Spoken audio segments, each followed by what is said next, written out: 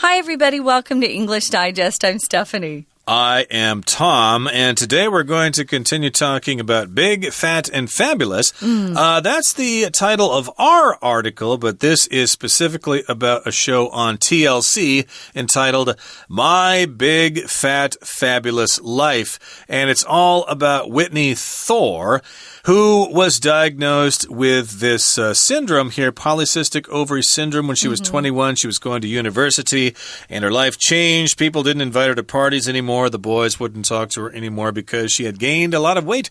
But later on, she learned to embrace her condition and live her life to the fullest. And hence, we have a TV show about her, and we're going to find out some more things that she's done to take this disadvantage and turn it into an advantage.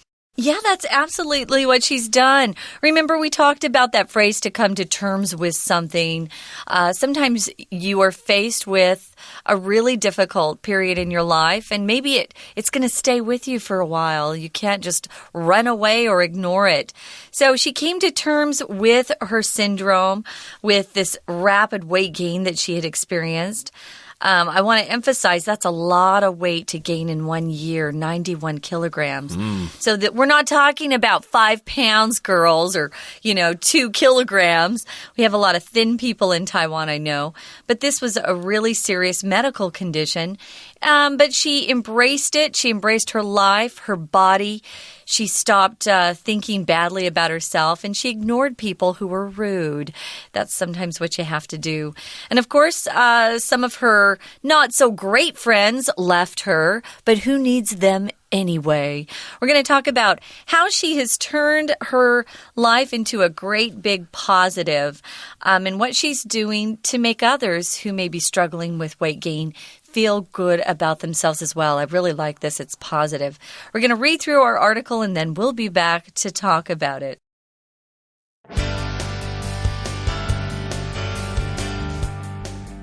Moving back in with your parents after years of independence is not always an easy task. Though Whitney's parents are supportive, they can seem overbearing at times. This is especially true of Whitney's father, Glenn, whom she describes as a type A, overachieving, and old-fashioned perfectionist. Glenn's concern for Whitney's weight is a source of conflict. He means well, but he often gives the impression that he's worried more about Whitney's ability to find a boyfriend than her actual happiness. Aside from her father's misgivings about the future, however, Whitney's time at home is mostly peaceful, allowing her to get her life back together. To do that, Whitney's returning to dance with the help of her friend Todd. In 2014, Whitney and Todd published a video called A Fat Girl Dancing on YouTube, which quickly went viral. An outpouring of support from internet users followed, and Whitney and Todd are now working on the next video in the Fat Girl Dancing series. Whitney's also approached the Greensboro Dance Theater in the hope of opening up a dance class, although she's afraid that no one will want to attend a dance class taught by an obese teacher. That's not all Whitney's worried about either. She's meeting up with Andrew, a cute guy she's been talking to online. Luckily, Whitney's friends Ashley and Tal are around to help her prepare for her big date and offer last-minute advice and moral support. With such attentive people surrounding her, Whitney knows she'll always be able to love herself and live fully, without excuses or shame. To follow Whitney on her dynamic journey through life, tune in to TLC's show, My Big Fat Fabulous Life, this August. Okay, let's go and continue to talk about Big, Fat, and Fabulous. Again, this is about Whitney Thore. And she's decided to move back in with her parents. This is fairly common in Taiwan for children to continue living with their parents. There's nothing wrong with it. It's quite common. There's nothing unusual about it. But in the USA, usually children are expected to become independent when they're 18 or so, and when they head off to college, of course, they're not supposed to live with their parents anymore, but I understand a lot of millennials these days are living with their parents because of economic circumstances. But in any case here, the lesson today begins, moving back in with your parents after years of independence is not always an easy task. So if you've lived on your own for a long time, you're used to your own particular lifestyle, coming and going as you please.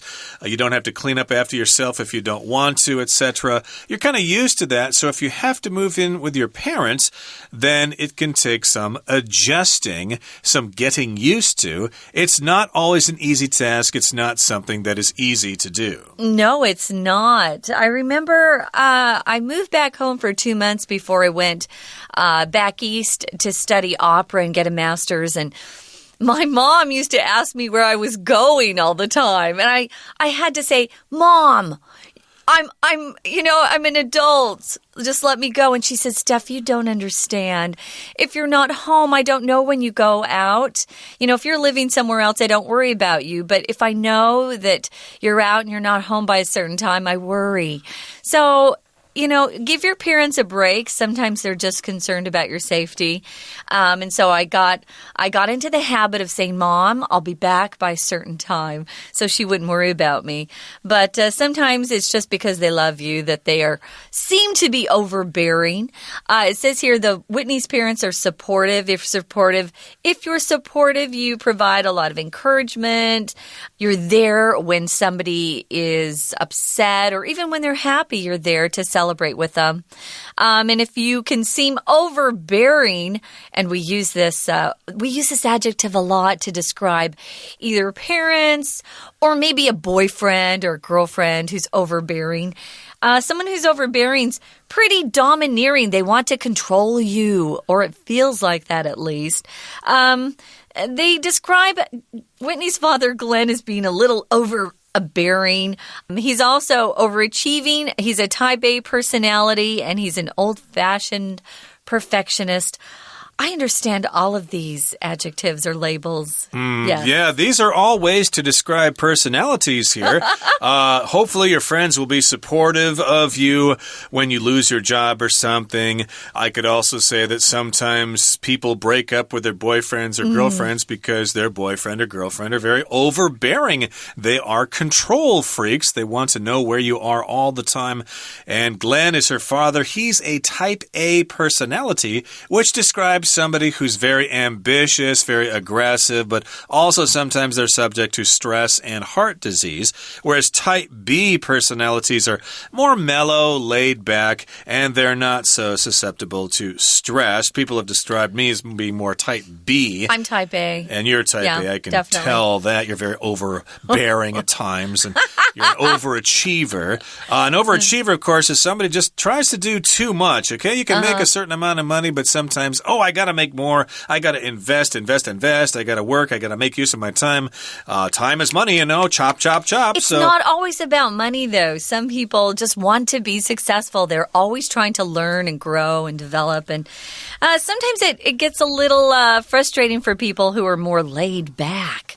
Well, you guys go ahead and have your heart attacks. We laid back people will live a long time. I have to tell you, though, I usually have type B boyfriends, so that helps. Kind of balances things out there. And I suppose also this other word would apply to you, a perfectionist. Yeah. Somebody who just has to have things a certain way. They don't like to compromise. I don't want it to be wrong, Tom. Yeah, mistakes cost money. Mistakes are intolerable. Yeah. Everything needs to be perfect. So you might be a perfectionist. And that's how Whitney is describing her father, Glenn. And Glenn's concern for Whitney's weight is a source of conflict. Okay, conflict means you're not getting along with people. People have different opinions, and you're probably arguing and having fights from time to time. A fight can be both physical and just verbal, right? Yeah, just shouting at each other and stuff. But yeah, it's a source for conflict. Glenn probably doesn't understand. Oh, you don't have this problem. You're just making that up. You're just not being careful with your diet, and you're not exercising enough. You could lose weight if you put your mind to it. Yeah, sometimes you do hear comments like that. My dad sometimes didn't understand my sister's struggle with weight gain, so I know how that goes. If it's easy for you to remain thin like it is for my father or to exercise all the time, then you might be less supportive of others who struggle with it. But remember, everyone's different. So Glenn, Whitney's father, he means well. He doesn't want to hurt his daughter. That's what that means. If you say he means well, but it means he loves someone, but he's still using the wrong methods to perhaps show his love. He often gives the impression that he's worried more about Whitney's ability to find a boyfriend than her actual happiness. A boyfriend doesn't equate or doesn't equal happiness always. We know that. Now, if you give someone the impression of something, it means they feel like your opinion is a certain thing. So your impression of someone is your opinion of them, how you look at them, how you feel about them. And if someone gives you an impression, it just means that's how their actions make you feel. That's how you're interpreting how they feel about you. And as an example here, when you have a job interview, you want to give a good impression or make a good impression on your potential employer, or when you meet a girl or a boy for the first time, of course, you want to make a good impression so they might be attracted to you. And you don't have to be alone, and you can have a partner. But in any case, yes, she's probably concerned about finding a boyfriend, yes, but she doesn't need one to be happy, so he's more concerned about her finding a boyfriend than actually being happy. You gotta find a boyfriend there, girl. You're not anything unless you're with somebody. At least that's the impression that he gives her. Yeah, and it might just be that he's worried about her being lonely, but he's making her feel bad. Now, aside from or besides her father's misgivings about the future, however, Whitney's time at home is mostly peaceful. We love that. And it allows her to get her life back together. Aside from is just another way to say besides something. Besides her father's misgivings about the future, there's something else going on. So Whitney's time at home is mostly peaceful, which is a good thing. If you put something aside, it means you put something away that you'll deal with later. That's another way to look at that word aside. But aside from just means besides something else. And misgivings, as an example, I could say, well, my wife wants to buy a new BMW, but I have some misgivings because, I've read some reports and this particular model is not very favorable by a lot of people. I think she should actually buy a Toyota or a Honda or a Japanese car instead of those German cars. They're very overrated. So I have some misgivings about that. So you have some worries, some anxieties about something. Yeah. Indeed. That's just an example, of course. But in any case here, yes, her father does have some misgivings about her future, but, everything is going on okay at home. So hopefully she'll be able to get along with them for the rest of their lives. And right now we're going to take a break and listen to our Chinese teacher, but stay tuned. We'll be right back.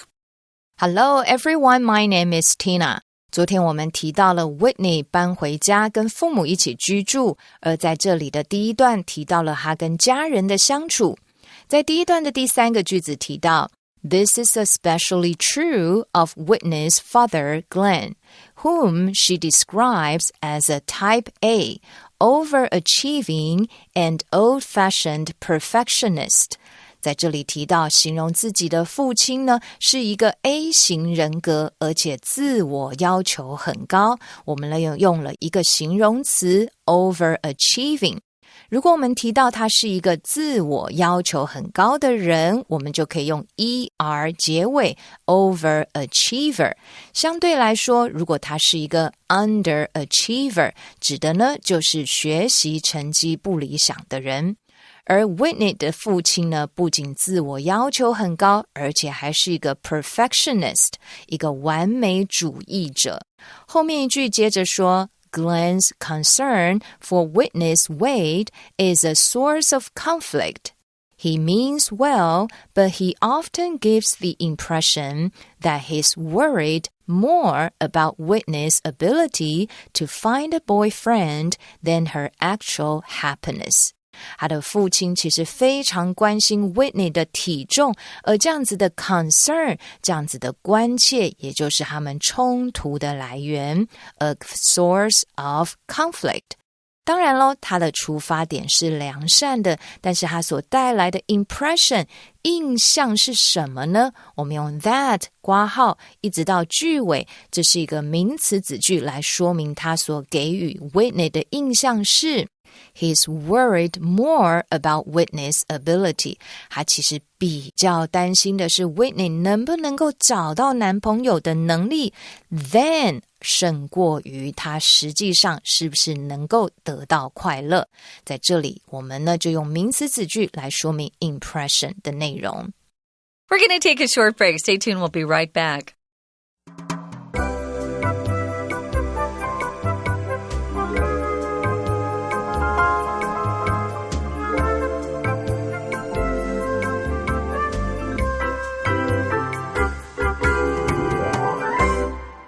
Okay, guys, we're back. We're talking about Whitney Thor, who is the star of TLC's show, My Big, Fat, Fabulous Life. And it's a wonderful look at someone who has embraced some difficulties that she has in her life and turned it around and made it very positive for her. And I think it's going to be a great example for other kids out there who are struggling with similar problems. Obesity is increasing in the United States, and it's very difficult to lose weight once you've gained it. It's increasing around the world. Let's be honest about this. Actually, yeah, I think Mexico is now the fattest country in the world. They surpassed the United States, so no more jokes about Americans being a bunch of disgusting fat bodies, okay? Yeah, even in Taiwan, we're seeing a lot of kids who are gaining weight. So it's kind of, it's distressing. We need to watch what we eat and exercise.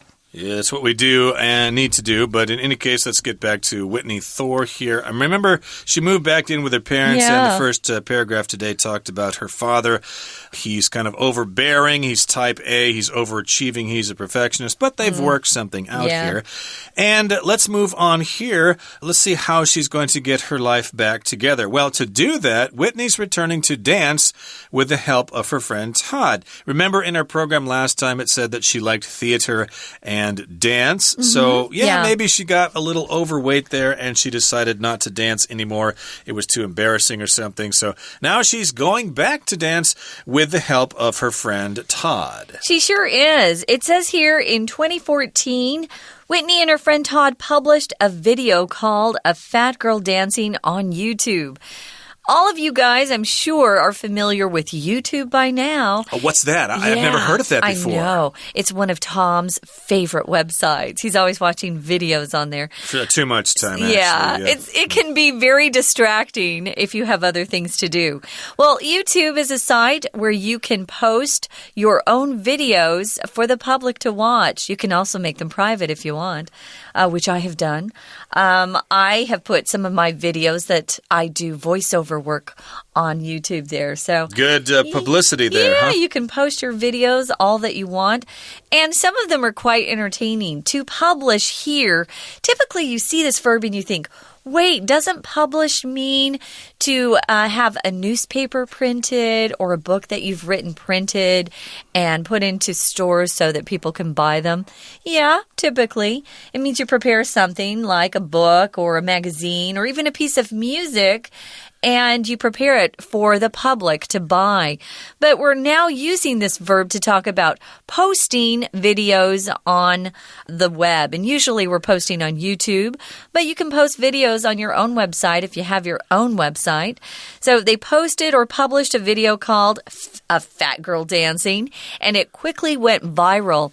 If something goes viral, guys, it means it's shared by people on the internet, and suddenly it becomes a big hot video. Usually things go viral on Facebook, typically. Yeah, exactly. Or YouTube, a video that's really popular will be posted on Facebook. But then they share it. Yeah, then they go share it on different social websites. It's all over the place. You can't miss it. Yeah. So an outpouring of support from internet users followed, and Whitney and Todd are now working on the next video in the Fat Girl Dancing series. Outpouring just means a large amount of something streaming out, flowing out rapidly. They probably got negative comments from trolls and stuff too. Of course, you can't avoid that, but still lots of people were supportive. Hey, good that you guys are dancing despite the fact that you're overweight. You're not afraid to let the people see it and you're not ashamed of it. Oh, I wanted to mention a troll, T-R-O-L-L, is someone who posts negative comments anonymously on the internet. Usually it's anonymously. We call them trolls. And there's a verb, don't troll other people. Yeah. That's right. And it does happen in the world. Some people just don't have something better to do. And they've got a series of videos here, just 2, 3, 4, 10, 20, whatever, one after the other. So the next one in this series, well, rather the series itself is called Fat Girl Dancing Series, the Fat Girl Dancing Series. So you can see her dancing quite a bit at her enormous weight right now. Who knows? It might actually bring about some interesting creative possibilities. Well, here's something that she's thinking about doing. She wants to start teaching a dance class.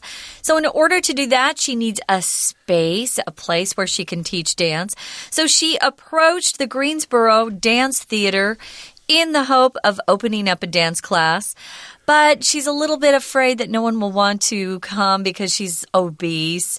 So we'll talk about that in a second. But approach here means you speak to someone for the first time about something, typically with an idea that you have, that you want to work with them, or maybe you have a proposal or a request, so you approach them with that idea. So she goes to them and she says, hey, I want to do this dance class. Now, in the hope of means she has a desire to do it. She doesn't know if they'll say yes, but she's hoping yes, they will. You can also say in hopes of doing something. So she is just a little bit afraid that no one will want to attend because she's obese. Obese means so fat that you're actually in medical danger. Yeah, you could suffer from heart disease or other ailments, so being too fat or obese is not good, although in Whitney's case, she can't really help it. It's some kind of affliction, and a lot of people simply can't help it either. Once you've been overweight, you will probably realize how difficult it is to lose that weight, and especially how difficult it is to keep it off. Keep it off because the brain wants that stuff back, and it's not going to let you rest until it gets it back. You're going to be hungry all the time. Well, that's not all Whitney's worried about either, okay? So first of all, she's worried about whether they will accept her as an obese dance teacher. That's not her only problem. She's meeting up with Andrew, who is a cute guy she's been talking to online. Hopefully Andrew has seen her and accepts her the way she is. Luckily, Whitney's friends Ashley and Tal are around to help her prepare for her big date and offer last-minute advice and moral support. So she's met this guy online. They've chatted. Maybe they've exchanged pictures and videos and stuff like that. He's probably seen her Fat Girl Dancing video, so he's probably not going to be surprised when he sees her. It would be unwise of her not to let him know that she is overweight so that he doesn't cut out when he sees her. Oh my goodness, I'm not going out with her. Yeah. So hopefully he's going to be kind of, open-minded about this, progressive. And so, but she still needs to prepare for her date, and her friends are giving her some last-minute advice. Advice just means instructions or information that people give you because they know about something and they want to help you. Yeah, they're recommendations, guidance, because they have experience themselves sometimes. And if you give someone moral support, just means you're backing them, you're supporting them with lots of encouragement, moral support for doing something that's tough. Now, with such attentive people surrounding her, Whitney knows she'll always be able to love herself and live fully without excuses or shame. If you're attentive, you pay very close attention to someone. Of course, what most women are looking for are attentive boyfriends and husbands who notice when they're sad or help them when they're busy, those sorts of things. So she's got lots of good friends around her. Now, to follow Whitney on her dynamic journey through life, you got to tune into the show. If someone is dynamic, it's someone who's always changing. They're constantly active. They make a lot of progress. Their life is full of activities. They have a good attitude. And of course, your journey is a trip. And we use journey to talk about a longer trip. And of course, if you're talking about your life, that's a long trip somewhere. Hopefully someday I can go on a journey to the center of the universe. Ooh. And yes, you can follow her journey. It's going to be very exciting, and we wish her the best. That brings us to the end of our explanation. Here comes our Chinese teacher. 还好 Whitney 有一些朋友的协助，让她再度开始跳舞。在第二段的第二句提到 In 2014, Whitney and Todd published a video called A Fat Girl Dancing on YouTube, which quickly went viral. 在这里呢 Whitney 跟 Todd 他们发表了一个叫做胖女孩跳舞的影片在 YouTube 上面，而很快的我们在这里补充说明 which quickly went viral。在这里呢就造成了大家疯狂的流传。为什么用到 viral 这个形容词呢？ Viral 本来是解释成为病毒的，那么它延伸出来就是像病毒一般疯狂流传的，也就是我们现在常常讲到的爆红这个字，你就可以说 go viral。 再举个例子来说咯，他变魔术的影片在网络上爆红，你就可以说 The video clip of his magic performance went viral on the internet。 而这样子发现了很多他的 supporters， 他的支持者。这一段的最后一句提到 Witness also approached the Greensboro Dance Theater in the hope of opening up a dance class, although she's afraid that no one will want to attend a dance class taught by an obese teacher. 在这里的 approach 解释成为找什么人商量或联系的意思。他同时呢也去联系了这家舞蹈剧场，希望可以开设一个舞蹈班。我们讲到 in the hope of doing something， 就是希望可以完成做到某一件事情。虽然他心中也是害怕着没有人想要上这样子的课。出席会议或上课可以使用的动词是 attend， 而这个课程呢是由一个肥胖老师教的舞蹈班，他也非常担心没有人要来上课。我们再回到 approach 这样子的用法，其实 approach 呢在这里是有商量的意思。举个例子来说， Have you approached the manager about taking a day off next week？ 也就是解释成为你有没有跟经理商量过下周要请一天假的事呢？接着我们来看到第三段的第三个句子。Luckily, Whitney's friends Ashley and Tal are around to help her prepare for her big date and offer last-minute advice and moral support. 他藉由这样的网络呢，认识了一个可爱的男生，而他的朋友也都在他的身边。在这里我们用到的be around 就是在他的身边，帮助他，给他 last minute advice， 最后一刻的忠告，还有精神上的支持。我们常常说按照某人的忠告去做事情，你可以说 act on somebody's advice， 接纳某人的忠告建议，take somebody's advice。 要注意的是 advice 是一个单数的不可数名词，所以如果我说 May I give you a piece of advice？ 中文就解释成为我可以给你一个建议吗？后面的句子还提到With such attentive people surrounding her, Whitney knows she'll always be able to love herself and live fully without excuses or shame. 有了这么多的人是围绕她身旁，我们在这里用了一个形容词 attentive， 也就是体贴的人，这样子她再也没有理由，也再也没有羞辱了，可以好好的爱自己，并且充实的过生活。以上就是今天的课文讲解，谢谢收听。Thanks for joining us, guys. We hope you'll tune in to TLC's show, My Big Fat Fabulous Life, this August. Check it out. See if you can relate to what she's going through and if it helps you be more understanding to those around you as well. For English Digest, I'm Stephanie. And I'm Tom. Goodbye. Bye.